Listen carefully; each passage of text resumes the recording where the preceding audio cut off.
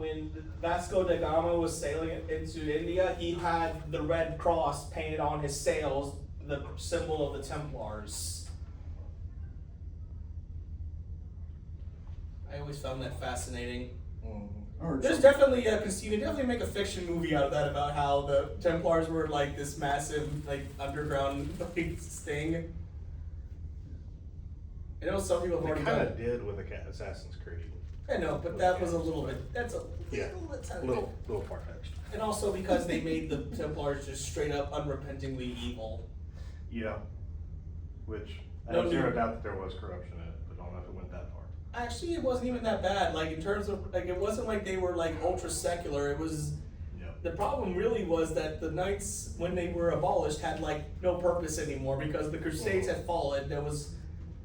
They had no state to their name like the Hospitallers did. All they had was money, tons and tons of money. All right. So is anyone else gonna come today? Is it? I think it just does. Where's CJ? CJ is helping with the first graders.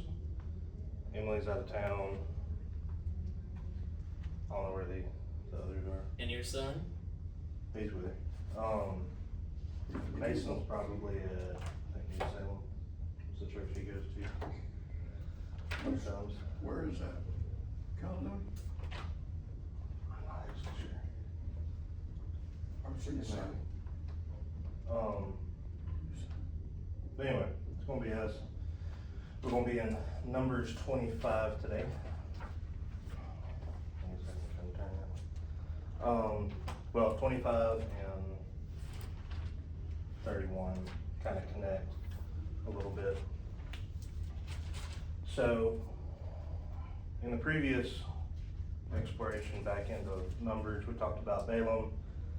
Comes in for like three chapters and just Mhm. bye. Well, he does kind of come back into it, and He gets mentioned again after that? Mhm. Where? 25.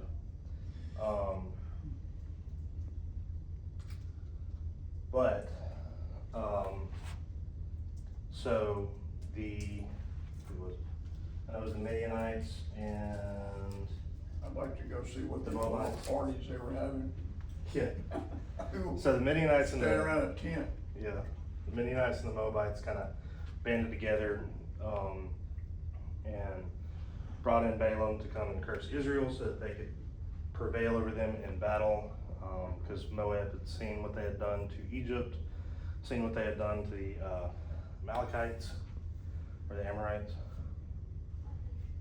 one of the ites. And of course, God basically said, "Hey Balaam, don't curse Israel," and he was everything that he said was some kind of a blessing.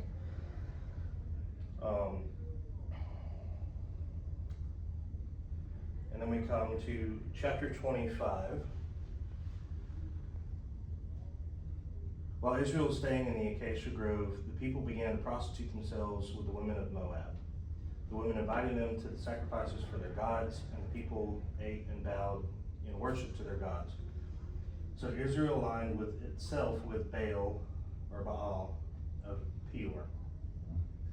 And the Lord's anger burned against Israel. The Lord said to Moses, "Take all the elders of the people and execute them in broad daylight before the Lord, so that his burning anger may be turned away from Israel." So Moses told Israel's judges, "Kill each of the men who align themselves with Baal of Peor." So, we've already seen Peor before, or Peor, however you say it. Where have we seen that before? I have no idea. I don't know. Where was Balaam from? No, never mind. That was Pethor. You know, they could use some names that weren't so similar, you could keep up better. Yeah, I know. So, correction, we have not seen that one.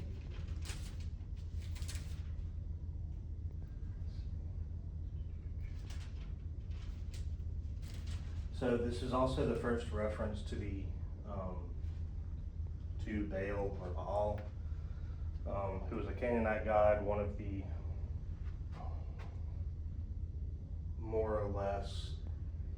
there's two primary Canaanite deities,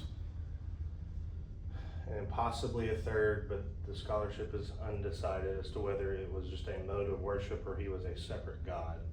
So you have Ishtar, which has various different names. In Canaan, she was known as Asherah.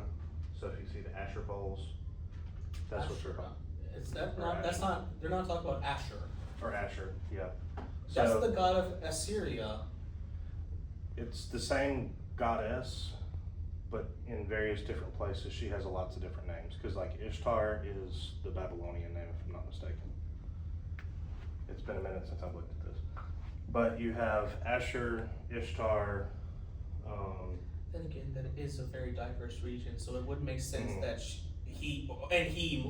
let's be real, because Yeah. for the Assyrians, Ashur was a he. Make no mistake. Yep. They would not put a goddess as their chief god. No, I don't think any polytheistic religion except the Japanese Yep. made their chief deity a female. Mhm. All of them were male. Yeah. She wasn't necessarily the chief deity, Well, but she was very prominent. But for the Assyrians, Ashur was like that is literally where they get their name from. Yeah. Assyria is literally a corrupt version of Ashur or Yeah. people of Ashur. Yeah. And then you have Baal or Baal, who is What's interesting is the Phoenicians worshipped Baal and they exported that worship to Carthage. Mhm. So when Carthage fell to Rome, you had temples to Baal there. Yep. So, if you really delve into Canaanite religion, it is very complex. It's very weird. It's kind of unified, but it's also not.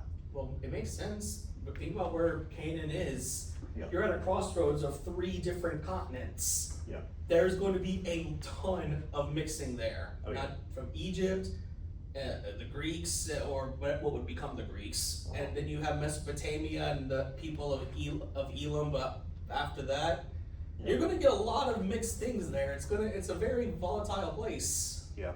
Still is. The one that the scholarship is kind of undecided on is Marduk. So there's a possibility that Marduk is his own like separate deity under Baal, but it's also a possibility because there's so many similarities between Marduk and Baal that they're the same, and Marduk was just like a particular form of worship. Because 9 times out of 10 when you see Marduk, they're talking about the statue that it was a hollow bronze statue with hands outheld. And they would put a fire inside of it, and that's where they would sacrifice the babies and play the music loud What's it? enough. What is that? Malak? No, Balak? That reminds me of a deity's name, but I forget. Again, most of these have a lot of different names, and it just kind of depends on where you are in that history as to which name they have. And I'm just trying to think of this. There was a big conspiracy theory, or 4chan had a ball game with this one. I'm trying to remember its name though. It was like this goddess of, it was like this god of hunger or something. Yeah. Oh, I can't remember. But this is also kind of the first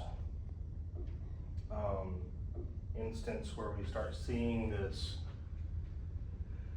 kind of motif that you see throughout the Old Testament of Israel was faithful and then they prostituted themselves to another god. You see this a lot in the prophets that it either outright calls it prostitution, or it says things like Israel lay under a tree and spread her legs, or things of that nature. Very Well, and instead, as I've said, most of the ancient Hebrews were, well, polytheistic.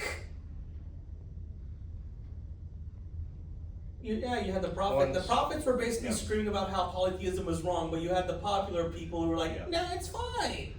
They weren't until about Judges and then they kind of went off into this like polytheism, or not really polytheism, but they just rejected God and went with the Canaanite gods, which is a polytheistic religion.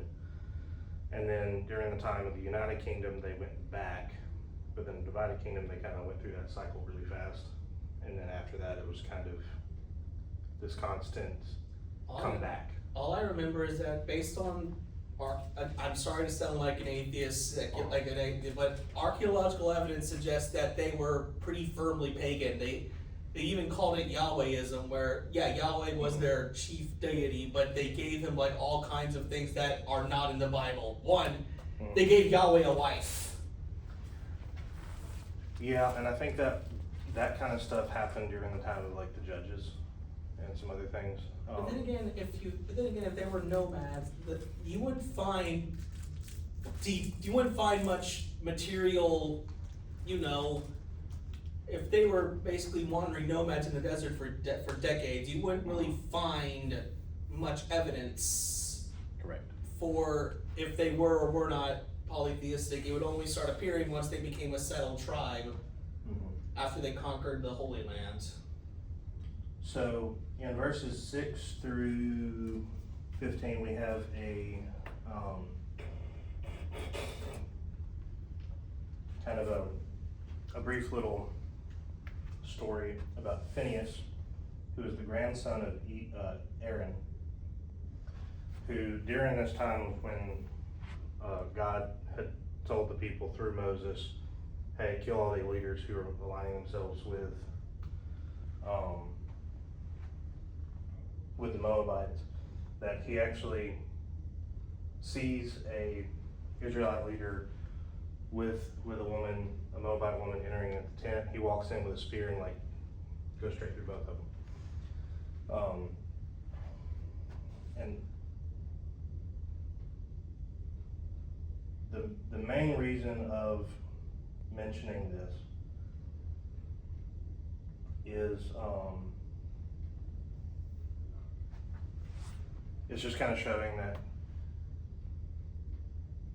that this is something that is taken seriously, that God is taken seriously, but also the people took seriously, or the leaders.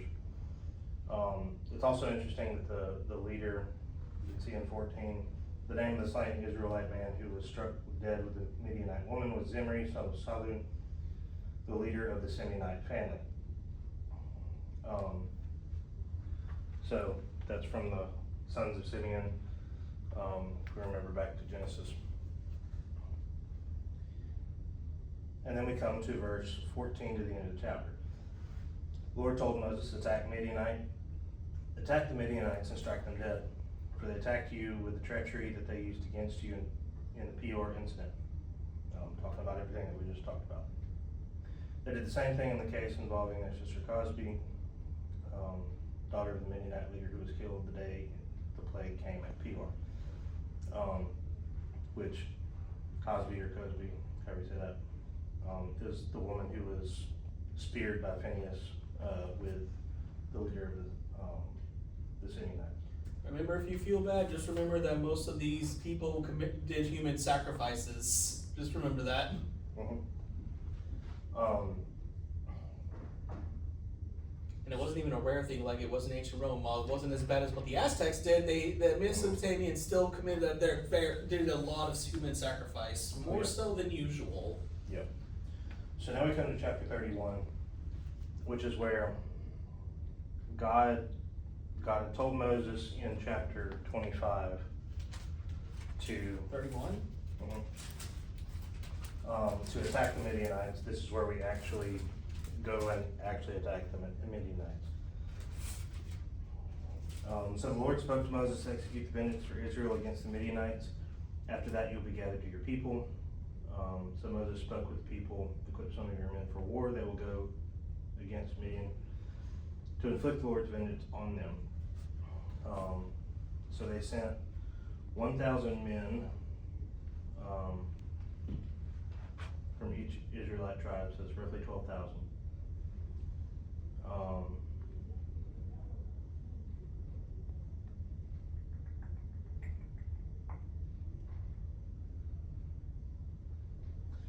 they went with Phineas, the son of Eleazar, the priest, who, in whose care were the holy objects and the signal trumpets. So this is really kind of the first time where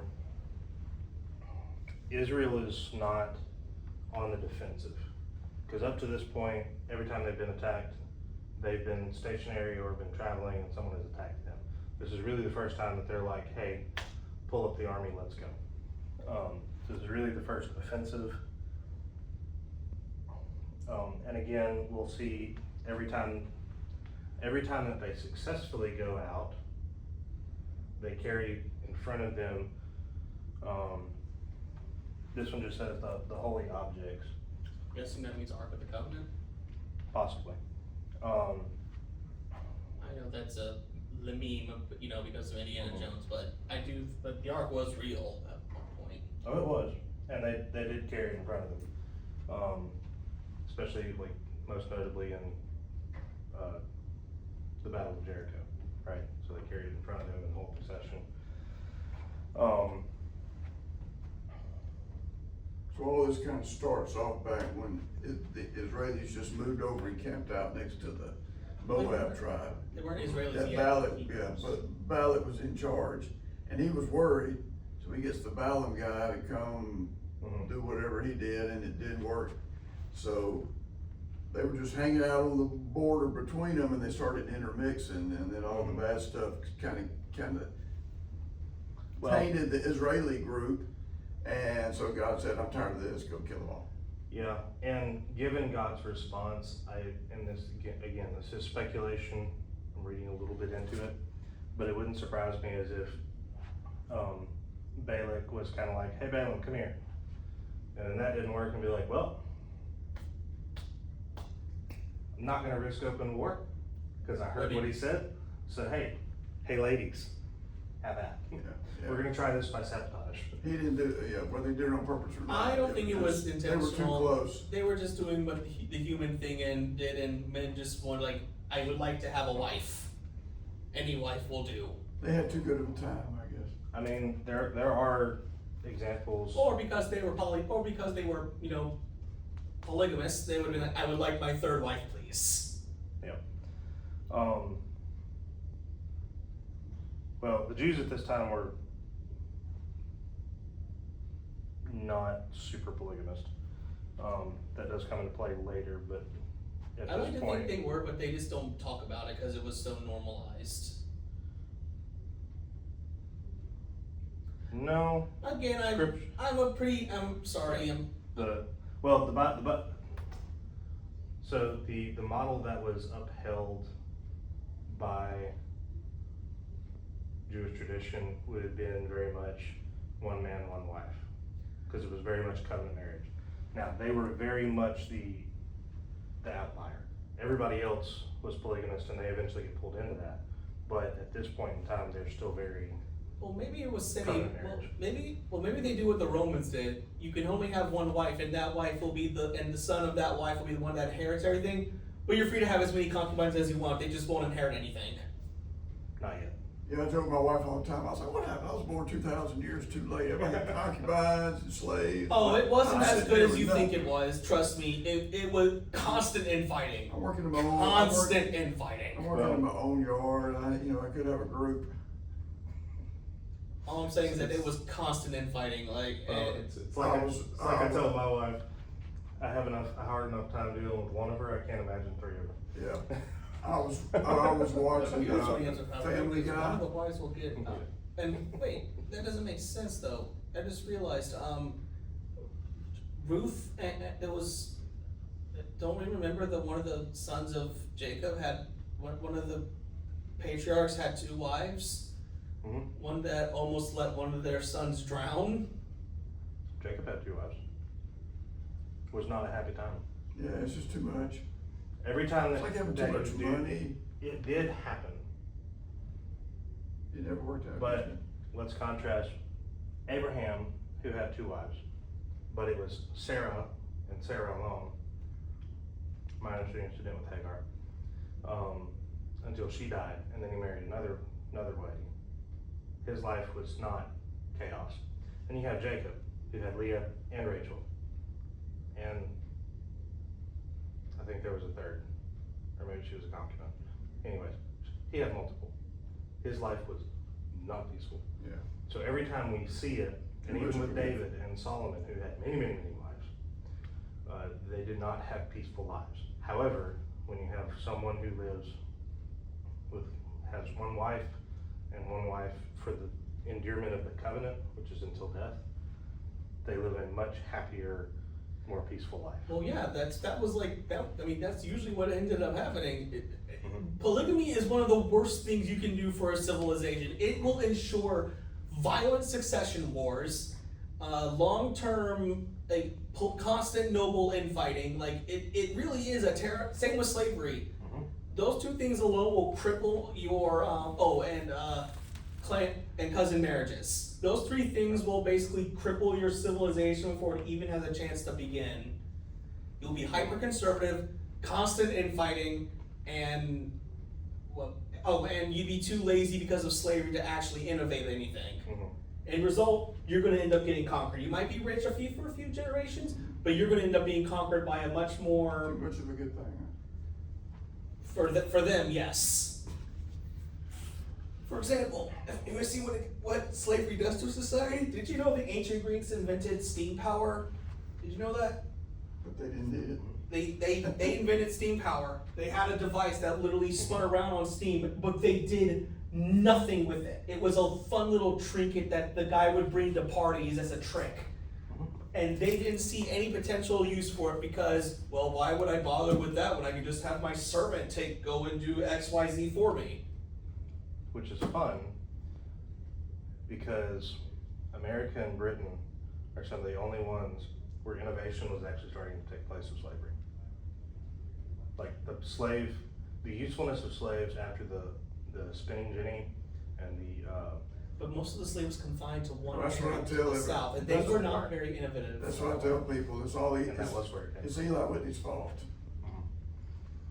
Eli Whitney just made slavery extremely profitable. Before that, it was kind of dying out. I was watching Family Guy one time, and they went off on these little tangent scenes, and Abraham, this guy's in this yard, in this little hut, and he's digging around, and his grass is high, and Abraham Lincoln, he comes out of his next house over, and he's in the stovepipe hat, and he's out there going, "Hey, your yard's getting a little ratty over there," and the dude's like, "I had a guy, thanks."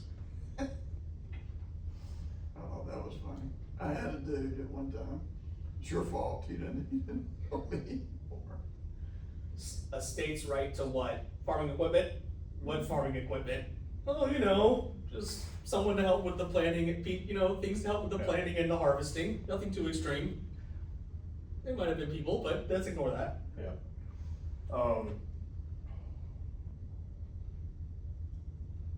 Now you got AI, so everybody's out of work. Supposedly. So the Israelites go against Midian. They conquer Midian. Again, I don't recall whether it says that.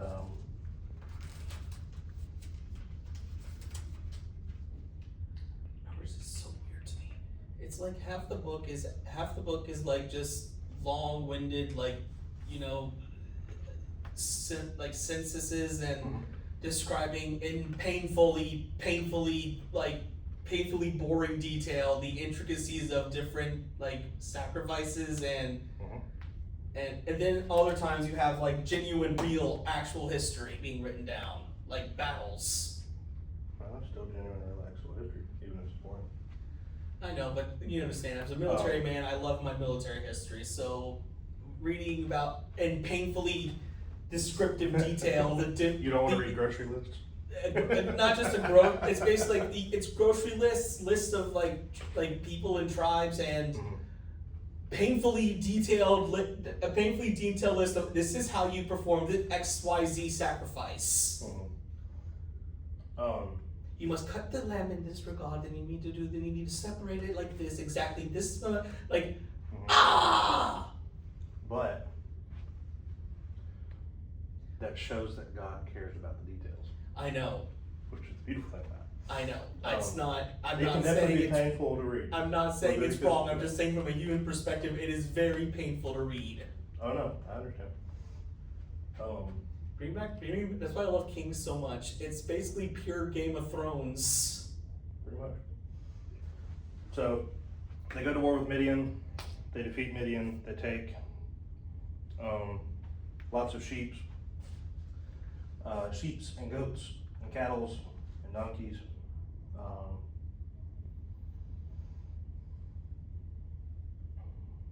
And a lot of other stuff. If you want to read that, you can read Numbers 31, 32 through 46.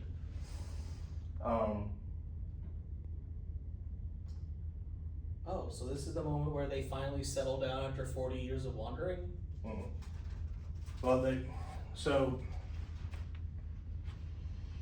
Or is this the moment where they're about to enter the Holy Land, see those giants, and then run away? no, we've already done that, which is why they're in the 40 years wandering, because God basically said this whole generation minus Caleb and Joshua, all of y'all are gonna die wandering in the desert. Those are the only two from that generation that were actually gonna make it in. It says tribes settling into the east of the Jordan, Yes, so they start claiming land, but they haven't quite but not in Holy Land Fully. proper yet. which, I'm guessing that's where Gilead is? yeah, so there was another, Or Decapolis Imperia? so there's another map, which I wish I had a lot of the maps that I grew up with. But you had kind of like the half tribe of Manasseh, you had Reuben, you had, who was the other one? There were three, and the Gadites kind of claimed land on this side. And Reuben and Gad also had, I think they also had land over here as well, but they kind of took some land from over here, on the other side of the Jordan from where they were initially promised. But the main thing here is that, again, this is really the first offensive of the Israelite nation. And it is in response to a attempt to pervert the culture that God has set up as holy and set apart. So one that tells us that God takes holiness very seriously, but also when they go in, obviously, because we still have some things from Midian later on, that even though they went in and kind of conquered those people, that necessarily didn't mean that they were completely gone.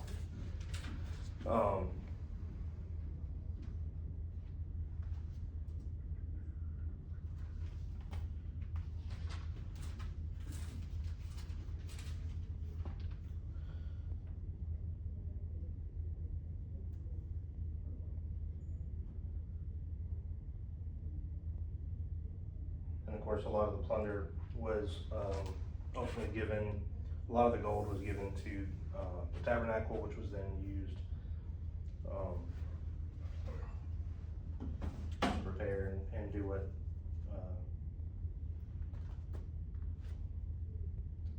do things in the temple. But some of the soldiers were allowed to take some of the plunder for themselves.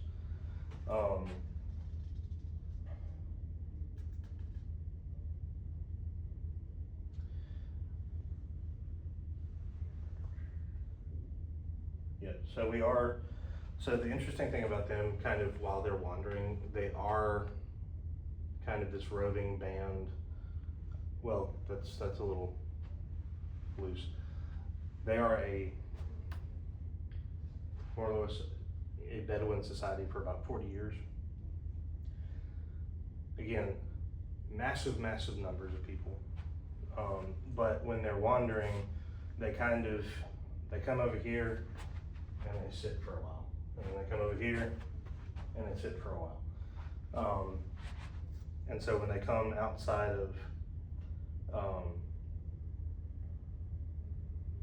of Moab, they kind of camp out right there because they asked for passage, they were denied passage. Wait, no, that was you. But they came up and they're trying to figure out like, where do we go from here? Waiting for the Lord, because the entire 40 years they're led by the cloud by day, fire by night. I think sometimes when we preach through this or teach through this, we kind of forget that. We remember it during the Exodus, because it's, you know, mostly because of the Prince of Egypt and Cecil B. DeMille's The Ten Commandments. Was he the one who did the Ten Commandments? With Are you talking about the DreamWorks movie? no, that's the Prince of Egypt. I want to say it's Robert Redford, but I don't think that's right.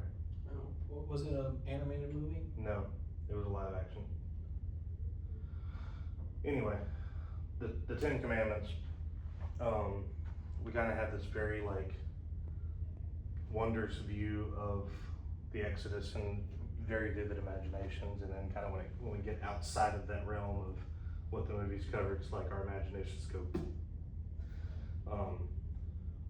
You realize it was actually a very brutal journey and not all sunshine and rainbows. Well, but it was just as wondrous, because again, God still led them by day in a tower of, like, literally a tornado of cloud, more or less. So that was also part of the reason why when they saw that, they were kind of like, the Moabites, everybody else was kind of like, I don't really want that coming through my land. I'd like y'all to stay over there. Well, tribal migrations were usually very violent affairs in general. They were, but they also weren't necessarily led by giant pillars of cloud and fire. I guess people got scared of them. Any Oh, very self-respecting ruler would never let that many people walk through their land. Like, that is basically an act of war. Oh yeah. Like, especially back then. You don't bring a group that big unless you have one plan and one plan only, to conquer all their land and take it for yourself. Well, there's that, but also the supernatural aspect of it. Because clearly there's something going on. You know, because of hearing the stories, that they are not they don't serve the same gods or God that you do. And so by some of these people coming out and fighting them, it's more or less kind of, it's not just nation against nation, it's also deity versus deity. So we kind of see this thing through. It's also interesting to point out that the route they should have taken shouldn't have taken more than Few days. Yep. Walking, few days. Yeah. Even without two roads. weeks, 2 weeks at the most. Like, and that's being very, very, very gracious. And that's if you decided to take, walk a nice, slow walk. Yeah. Stopping along the way to get through. But if you were to get behind the crowd and just start whipping their backs to make them go faster. Less than a week. Less than a week, definitely. Just a few, especially because they walked from the Nile. Yeah. And they spent 40 years. And that's In more a very, than that. very small space. More than that. Remember It's like they. the family circus that's true. going to get some. Well, little if kid. I know pastoralists, which is what they would have been, Yeah. they would have stopped in one place for a little while, Well, they move, did. stop, move, stop, move, stop. Essentially, they're stopping to let their livestock graze, namely their goats and sheep. Then when the grass died out, or famine or whatever came, and it was no longer hospitable, they would simply move to a new land to graze there. That's the pastoralist lifestyle. Until eventually, as we know, they will conquer land and settle down and become part of the settled people. Yep. Let them become decadent just like their predecessors, and then they get conquered.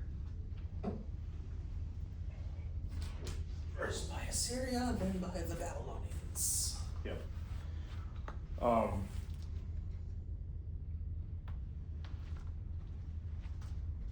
But you would think that, kind of seeing how serious that God took things in 25, and then which led them to a specific war against Midian, that they wouldn't necessarily But they would remember that. Because it wasn't just a few of the leaders, it was all of the leaders that failed in Bell, which were most of them. But they don't. Otherwise, the Old Testament would be very, very short.